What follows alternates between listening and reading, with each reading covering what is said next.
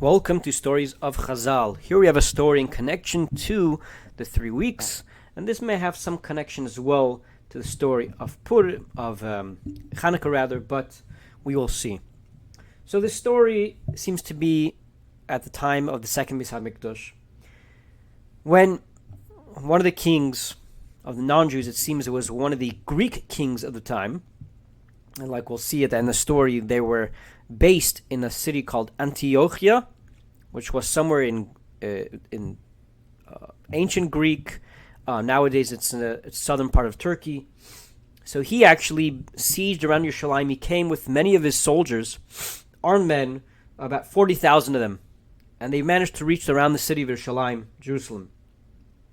And they sieged them for quite a while. And the Jews in Yerushalayim were in quite distress for a long period of time, and they were sort of in a bind.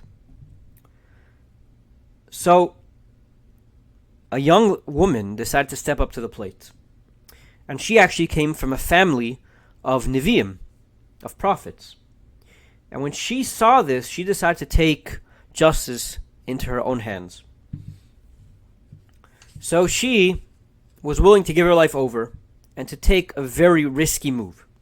She went with her maidservants, and she went to the gate of the entrance of the city of Yerushalayim. And she told the soldiers, the Jewish soldiers who were there, open the gates, I need to leave. Maybe God will make me a miracle, and I'll be able to kill this enemy, the head of the enemy. And the Jews maybe will have a salvation through me. So the guards, the Jewish guards, told her, we're not going to open the gate and let you go out. Why not? Because we're afraid maybe you fell in love with one of the soldiers of this enemy, and maybe you want to marry him. Or maybe you can do something else that's dumb, that might get us into trouble. So she told them, Chas v'sholem, God forbid.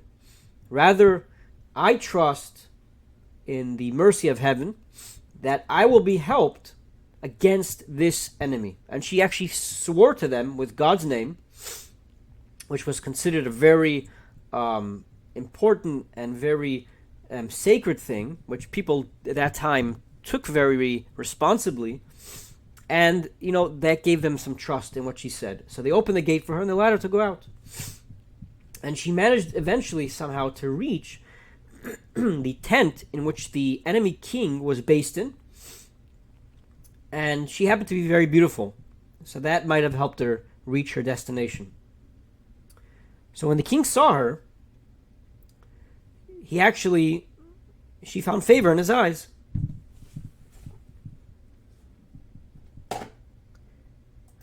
So the king told her, who are you?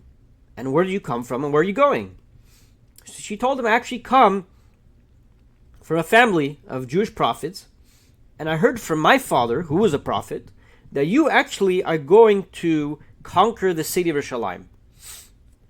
And therefore, I came to ask of you to spare my soul and my family's lives when you manage to conquer the city. So the king told her, I will only do so if you promise and if you are willing to marry me. So the young woman told him, my master the king, I will be like one of your maidservants. Do whatever you want with me, whatever you find fitting. However, I need to let you know, my king, that I am a nida. In other words, I have impurity, a woman's impurity. And I have a custom that when we have this impurity, in the evening, I need to go and bathe myself in a spring. So therefore, I have a request of you, that you will actually command your servants, your soldiers, that in the evening when they see me going out, when they see two women going out to the springs, they shouldn't touch them, shouldn't even talk to them, just let them go. And then I'll just go to the springs and I'll come back. I just need my privacy. So the king accepted, and he actually commanded his workers, his soldiers, to do the same as she requested. So After this deal was made, the king was very happy, and he decided to gather all of his ministers and all of his servants, and he made a massive feast. He ate, he drank. He drank from the wine, and he got very drunk, and he eventually fell asleep. And eventually, when the party was over, everyone went to back to their tents. And nobody stayed with the king besides for this young woman.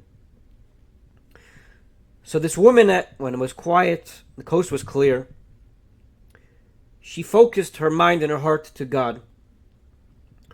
And she prayed. And then she got up and she pulled out her sword. And she cut off the head of this king. And she put the head, she covered it up in her chest under her clothing. And then she went with her younger woman servants, and they managed to escape the camp. And no one bothered them, exactly as she requested of the king. Till eventually she reached the gates of Yerushalayim.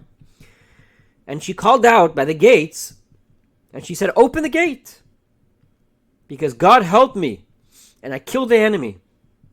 But they didn't trust her. So they didn't want to let her in. Now it happened to be that the Jewish king, that the non-Jewish king, at some point earlier, one of his ministers told him, he tried to convince him, right, we're going a little back in time, one of his ministers tried convincing him that you shouldn't really besiege this nation. Don't start up with them. They have a bad history. That anybody who started up with them, they ended up losing pretty hard. Just look at the past. Look at the earlier kings who started up with the Jews. What happened to them? And he tried and tried and tried. And the king got really angry at this minister. And what he did was, he commanded that they tie him up and they hang him alive by the gates of the city of Yerushalayim. So now fast forwarding back in time to our current story. So when this young woman saw that they didn't want to let her into the city of Yerushalayim, so she told them, the Jewish guards, as follows: "If you won't believe me, this minister who is hanging by the entrance of your city, and he's alive, he'll be able to recognize the head that I have. He'll know who it is." So they listened to what she said, and they opened the gate, allowed her in, and they showed this minister who was hanging the head of the king, and he recognized it. And he actually even commented, he said, "Blessed is God, which gave over the enemy into your hands." So right when they realized this, the whole city found out, and all the young, strong Jewish soldiers got up, they took their swords, and they went to the enemy camp, and they started shouting, "Shema Yisrael, Hashem Elokeinu, Hashem Echad." And the enemy was terrified, and they went to the king, right, to find out what move they should do, how to retaliate, and they saw that their king was dead, and they were even more scared. So they all ran away. They completely escaped, ran away with their horses. They even left their tents empty, their horses. They just ran by foot. And the kings and the Jewish soldiers managed to chase them till the city of Antiochia, which is where they came from.